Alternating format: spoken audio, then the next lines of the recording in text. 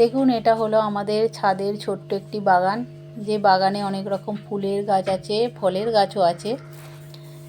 এটা হলো, টাইমটা হচ্ছে 9টা কি 10টা বাজবে।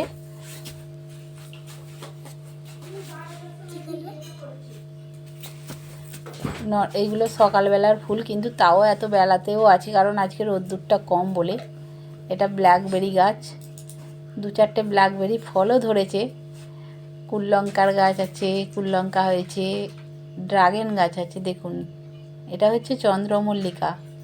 চন্দ্রমল্লিকা ঠান্ডাটা ভালো পড়েনি বলে ঠিকমতো ফোটেনি, কিন্তু এই ফুটতে আরম্ভ করেছে।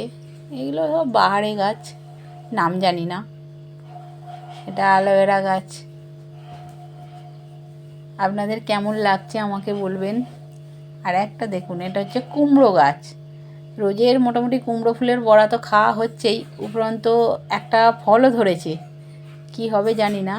আঙুর গাছ, আঙুর ফল এখন ধরেনি হয়তো।